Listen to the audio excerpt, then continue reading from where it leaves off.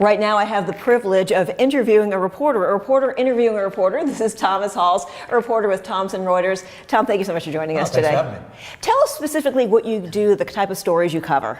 I cover a lot of the big corporate bankruptcies, so I've been following Toys R Us, I've been following another big retailer that's in deep, deep trouble called Bon-Ton Stores. They run department stores around the country. I've been following some big international cases, a company called Seadrill, one of the biggest energy drillers in the world. So those are the kind of cases I cover, cases that kind of, billions of dollars in debt. They big global enterprises usually.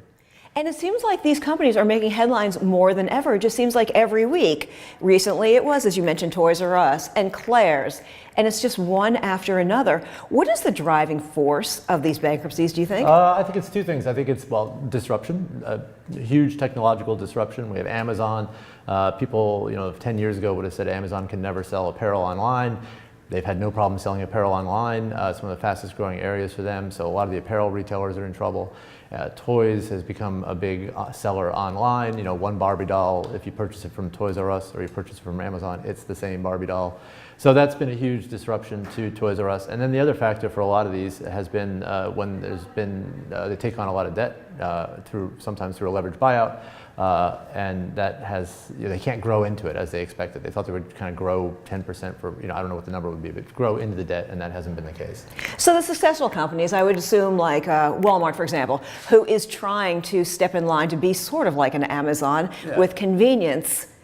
Are you seeing more of that, companies rising to the occasion to try to save themselves and stay relevant? Or are a lot of these companies just getting bypassed?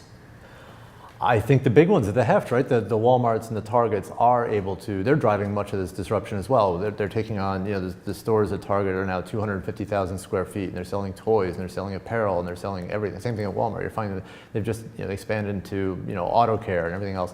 So they're having a huge disruptive effect too, and very low margins, and it's making it really tough to be a retailer in the current environment. And it costs a lot of money to build an online presence. So when you add all those up, a lot of these smaller mid-market companies are really struggling. How about technology? We're seeing technology increase and change at a breakneck speed. What impact do you think that technology in this fourth industrial revolution is having on all of this? I think it's creating a lot of confusion, right?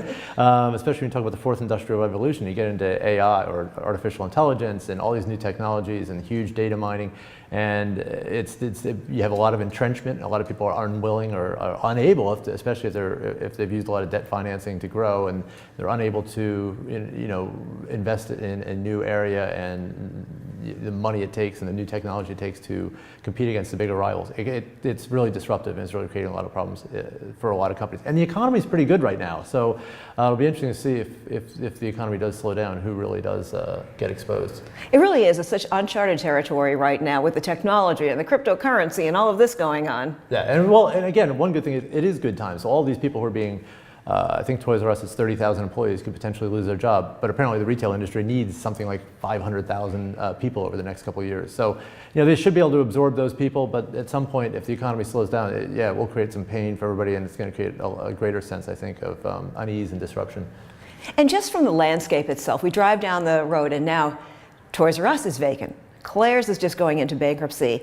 A lot of these big chain stores and big retailers are going out. What happens to all that retail space? The big one's going to be Sears. What happens when Sears goes out? They have hundreds and hundreds of stores, often in some of the older suburbs and older city areas of the cities and stuff. That'll be interesting to see what happens to them. I don't know if anybody can absorb a 200,000 square foot empty Sears. So that'll be the big one, I think, to watch. But Sears has held on much longer than anybody's ever expected. Isn't that true? Okay, so you're not allowed to tell me your secrets, what's coming out in your stores that you're working on, because we don't want the competition to know. But what areas, what sectors in distress investing and business and cross-border and all of that really excites you the most? What are you looking forward to covering? What do I get excited about? Failure? Yeah. No. I think one of the big things is sort of a lot of the change it's not just, one of the things I've noticed over the years is there's been a lot of, you have a lot of the toy retailers, the stores they close tend to be in the rural areas. A lot of the hospitals, there's an awful lot of disruption in the healthcare sector. A lot of hospitals are closing the retail in the rural areas. And I just kind of wonder what's going to happen to those areas. A lot of people are moving into the cities and whatnot, and I just wonder how that's going to affect a lot of things. That starts to affect politics, that starts to affect policy making. how do we care for the retirees who are left in a lot of these places? And I think that'll be an interesting trend to watch. Tom, it was interesting talking to you. Thank you so much for joining us, and I look forward to following more of your reports. Thanks.